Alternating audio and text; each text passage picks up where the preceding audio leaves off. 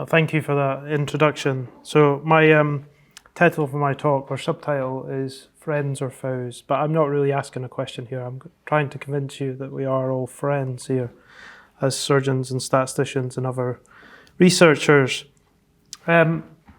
Surgical research has come a long way. Surgery's come a long way from being seen as the odd one out in medicine to being an integral part of medical field to modern surgical science.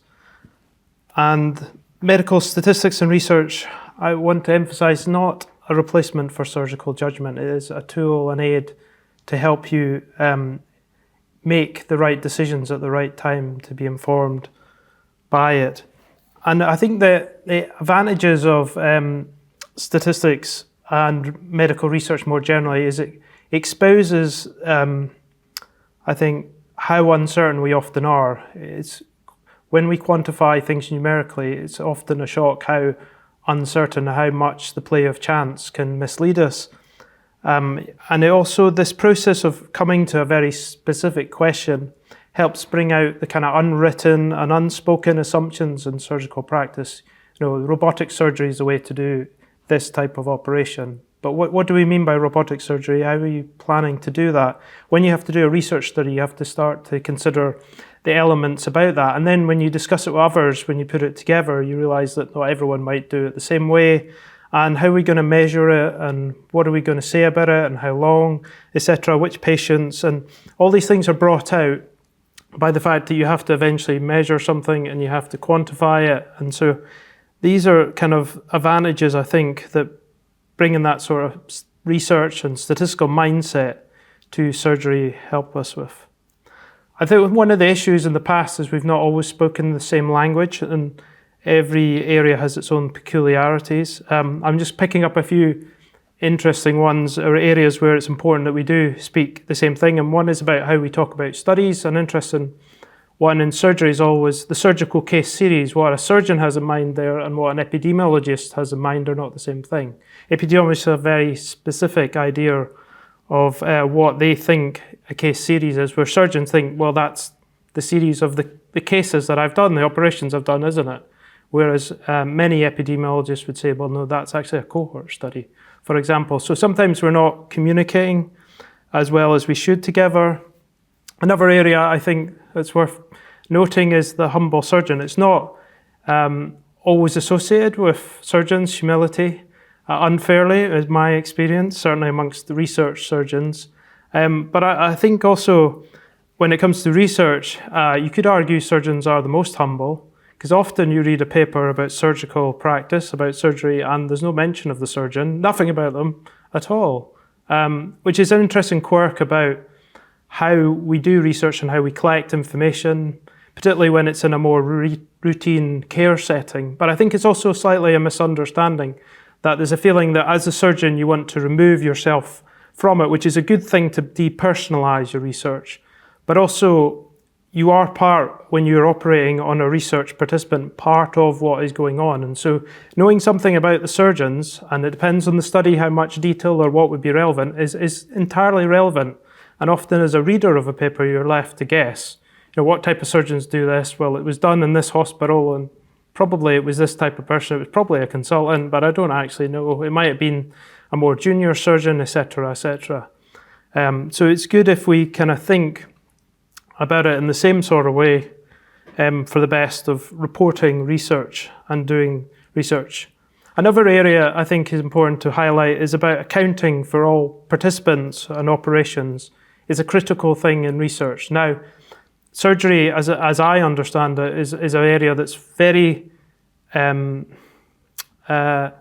able to streamline, to focus, to separate out patients, to stratify, a word that's often used, which is a good thing.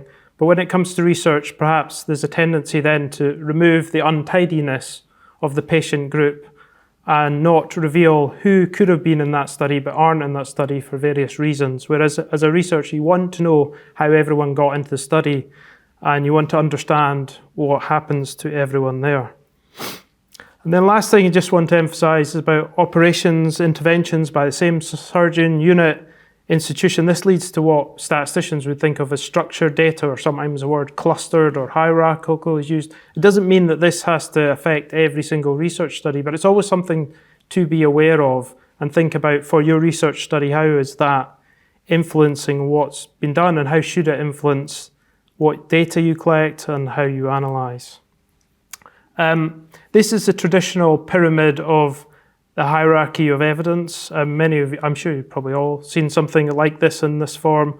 RCTs at the top, working your way down, cohort, case control studies, case series, case reports, expert opinion in the epidemiologist language. And often people will present it this way: highest quality at the top, lowest quality at the bottom, and maybe also the pyramid slightly implying the number of opinions, which is very great and manifold, and then RCTs a bit less as you go up. But beyond that, people often have in the past put systematic reviews at the top and even narrowed that down to systematic reviews of randomized controlled trials. But really they're quite something different, because a systematic review is trying to review the evidence under the criteria that you select. So they really should be kept separate, and I think there's a general recognition that that's true now. But aside from that, is this really useful for surgery? The makeup of the questions, the makeup of the studies that are out there are a little bit different. And really it begs always the question, which wasn't always made explicit: what research question does this sort of approach really apply to? Because you can't do an RCT of everything that you would want to ask a question about. And you might make something like this. This is my slight play at how you might manipulate this. You can see RCTs going down a bit lower and a bit more uneven, and there's a bit of a jumble up here, because it's not quite as simple as that presented before. RCTs are not all the same, and other studies are not all the same, and it depends what question you're asking, what's actually useful for what. And actually now there's a tendency to focus more on what might be called risk of bias, not more abstract quality, which sometimes contains things that don't really actually affect the validity of a study's results per se. If we think about RCTs and observational studies, then, as I say, not all RCTs are created equal. They're not all the same. Some are low quality, or some might be inconclusive. They're small studies. They're often subsets of populations, particular applications. That doesn't mean they're not valid, but then that needs to be understood when you interpret. And one study, no matter how good, is unlikely to be definitive on its own. There's a few handful of very rare examples, but often a study will just move the evidence base on, and it may need another study, and that may or may not be another RCT, depending on what the field is, what the state of evidence, and what the question is you're asking. Traditionally, is kind of in that hierarchy, RCTs at the top against the alternative of observational studies, a cohort study or a non-randomized trial, as it might have been called. And this is my pejorative language, analyze and hope. It's not biased. Often the results were presented, but really that wasn't that realistic often, because the people who were in the new operative group were often very different than those that got the traditional approach, and therefore you were comparing things that were really quite different often. But you could adjust for them, but the way that that was done not always makes things better. It can actually make things worse.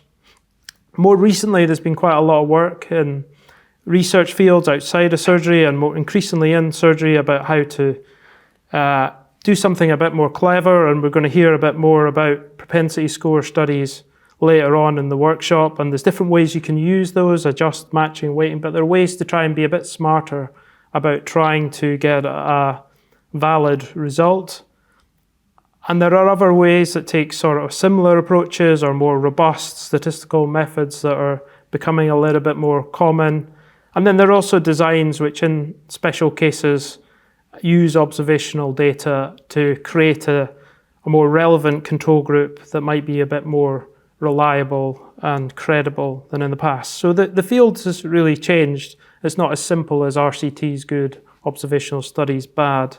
And more generally, those were really for a particular question. They were about comparing treatments or operative decision, operate or not for certain patients, or laparoscopic or open for the particular patient at this time.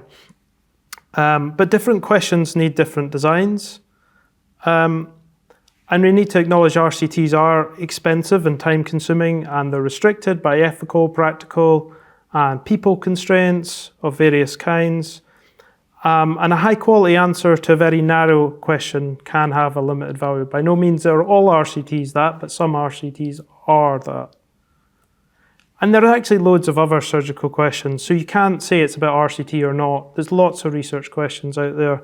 How often do a particular type of complications occur? RCT is probably not the best way to get those, certainly if they're rare events. Can we predict Y from X for patients with Z? You can fill in these letters with your favourite area of interest. Can we diagnose condition K?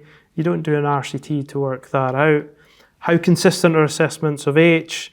How should a surgeon learn an operation of L? These are all different types of questions that beg potentially different study designs. So to summarise, I think there's recognition. The good news is on both sides of the value of surgical research, and that it is different from, I put in quotes, boring drug studies. Not all drug studies are boring, but some of them are boring. And surgical research is a bit different. It's a bit complicated because of that, but I personally think that makes it interesting. There's been a number of key contributions that research have made to surgical practice. I think there's recognition. The old days of thinking that it's not really relevant, I hope, are gone. And the application of results do need surgical judgment, and they need to be informed by relevant evidence. And that's not just the single study and the numbers, but it's the context and other relevant studies that might come to play.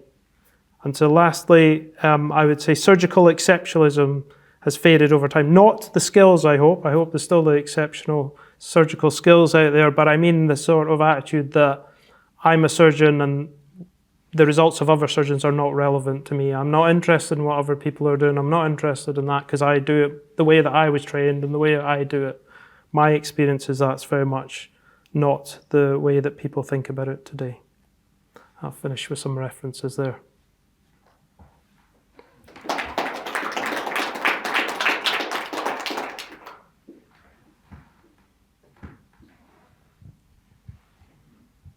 So we'll now take some questions from the floor. Has anyone got any questions?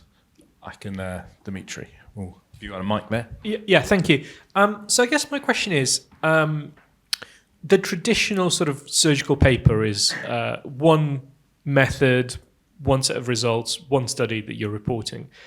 And in part, I think one of what we could take away from your talk is actually sometimes it's useful to have different types of evidence and put it together to put like a picture together, and that might be some quantitative evidence, some qualitative evidence, different types of quantitative data maybe. So do we need to rethink what a surgical paper looks like to give people more flexibility to present data in different ways and in more creative ways maybe? It's a good question. I think in some ways I'd say yes, in other ways no, so I'm going to hedge my bets. Yes, in the sense that I think we do need to be aware of other relevant evidence. My counter slightly is that both space restrictions and also just presenting information in a consistent manner is really helpful to a reader who's picking something up. Surgeons are very busy, so you want to pick up an RCT paper and read it quite quickly. And that if you do that in a consistent manner, and I think Consort's done a lot for that, it makes that a much easier process to engage with. But maybe we do need other types of papers beyond the sort of traditional review paper, which was sometimes a bit long and wordy and a bit, here's my view, sort of, if I use a pejorative approach to it, and needs something in between for certain areas that pull together relevant pieces of information, or have more joint papers, that a certain project might produce 2 or 3 papers, and maybe that should be a bit more common than it currently is. Okay, let me ask Jonathan, for the strategic partners, how do we avoid a real sort of statistical faux pas when we are submitting to BJS? Are there any sort of 5 top errors which really get you stressed? So I'm going to give some responses after each talk, but always double check your numbers. It's so easy to make errors and then have missing people. That's probably my big bugbear, that you spend quite a time reviewing a paper and then you realise that 50 people have gone missing at some point halfway through the article. Got no idea why. So that's probably about my top bugbear. Always report all your methods. So particularly if you're resubmitting papers, it's very easy to have a method section that gets disjointed from what you've actually now presented, not what you said you were going to do 6 months ago, because you got reviewer comments, you decided to cut bits out, and then you're presenting something that doesn't match up. So that's my certainly top two. Is that enough for now, or do you want some more? Yeah. And let me just ask, what's the future of the p-value? P-value.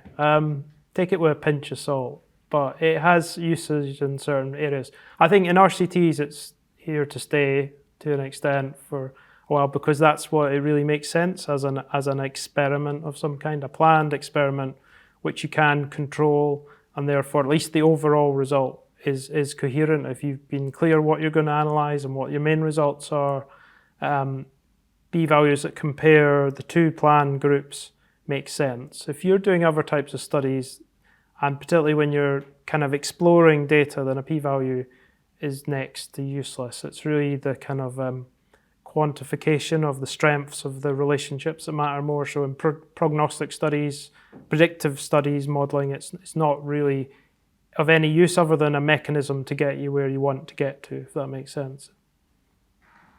Okay, well, thanks very much, Jonathan.